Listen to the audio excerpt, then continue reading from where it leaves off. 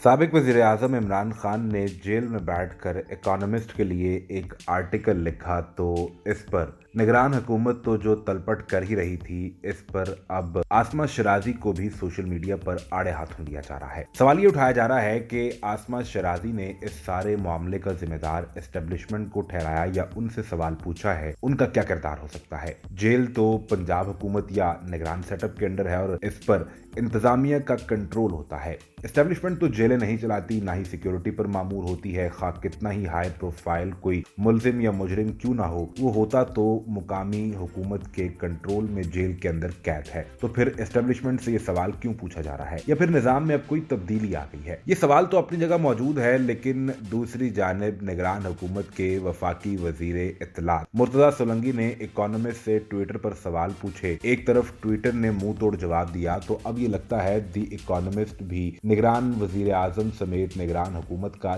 चेजा लेने लगा है।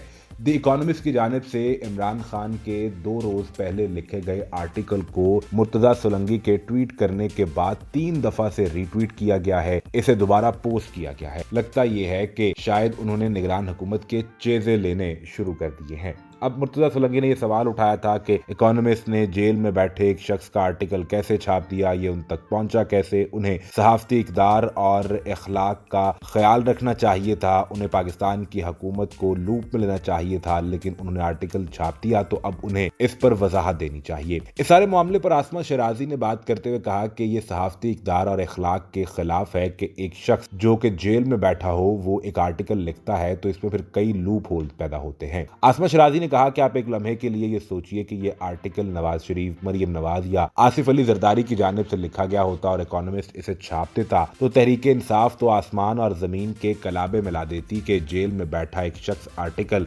कैसे लिख सकता है। अब इस पर मौजूदा निगरान सेटअप से और मौजूदा निगरान पंजाब की हुकूमत या फिर वफाक की हुकूमत से सवाल उठाने की बजाय आसमा शराजी ने सवाल पूछा एस्टेब्लिशमेंट से और सिक्योरिटी के इदारों से कि कैसे ये लूप होल हुआ और यहाँ से आर्टिकल द इकोनॉमिस्ट तक पहुंच गया, जिसे छाप भी दिया गया। इस पर सिद्दीक जान ने सवाल उठाया कि जेल तो पंजाब हुकूमत के अंडर है, तो फिर ये खातून एंकर एस्टेब्लिशमेंट से सवाल क्यों कर रही हैं। वो कहती हैं कि इमरान खान का आर्टिकल जेल से कैसे बाहर आया, इसका जवाब एस्टेब्लिशमेंट को देना चाहिए। ये कैसे हो सकता है? मजमून जेल से बाहर आने का जवाब सिक्योरिटी इदारे या एस्टेब्लिशमेंट कैसे दे सकते हैं? Senior court reporter Saqib Bashir ने भी इस पर कहा कि निगरान हुकूमत की जानिब से इमरान खान के मजमून की इशाअत पर सवाल उठाए जाने के बाद कल शाम से अब तक द इकोनॉमिस्ट 2 दफा वही मजमून दोबारा ट्वीट कर चुका है और बार बार ट्वीट करने से ऐसा महसूस होता है कि उन्होंने इस आर्टिकल को पाकिस्तान की निगरान हुकूमत की छेड़ बना लिया है और वो इसे बार बार पब्लिश कर रहे हैं और बार बार ट्वीट कर रहे हैं। एक रिपोर्ट के मुताबिक 2007 के बाद से द इकोनॉमिस्ट की वेबसाइट पर सबसे ज्यादा पढ़े जाने वाला ये आर्टिकल इमरान खान का है, जिसमें वो पाकिस्तान के आइंदा के इंतखाबात के हवाले से अपने शकूक व शुबहात और अपने तहफ़्फ़ुज़ात का इजहार कर रहे हैं। लेकिन सवाल अपनी जगह मौजूद है कि आर्टिकल क्यों नहीं लिखा जा सकता। पाकिस्तान तहरीक इंसाफ की तरफ के लोग ये कहते हैं कि इमरान खान की सजा चूंकि मुअत्तल हो चुकी है, लिहाजा अब वो सजा याफ्ता मुजरिम नहीं है, तो वो अपना आर्टिकल लिख सकते हैं। अब वाज़ेह है कि जेल के अंदर मौजूद खा कोई मुलजिम हो या मुजरिम हो, उसे पढ़ने के लिए किताबें भी दी जाती हैं और लिखने के लिए भी इंतजामात किए जाते हैं। ऐसी बहुत सी किताबें हैं जो जेल में बैठकर लिखी गई। सबसे मशहूर और मारूफ किताब तो पाकिस्तान के साबिक वज़ीर आज़म जुल्फ़िकार अली भुट्टो की है, इफ आई एम असैसिनेटेड, जो उन्होंने जेल में बैठकर लिखी। यानी जेल में बैठकर लिखने और पढ़ने का सिलसिला तो होता है। ये आर्टिकल वहां लिखा गया, इमरान खान ने क्या अपने किसी वकील के जरिए इसे इकोनॉमिस्ट तक भिजवाया या क्या सिलसिला रहा, ये तो पाकिस्तान तहरीक इंसाफ के हुकाम या फिर इमरान खान ही बता सकते हैं। बहरहाल एस्टेब्लिशमेंट से सवाल क्यों पूछा जा रहा था, इसका जवाब आसमा शराजी को देना होगा। दूसरी जानिब अगर सूरत हाल की बात की जाए तो वो है इंटरनेशनल महाज से मशरिक़ वुस्ता की जंग, जहां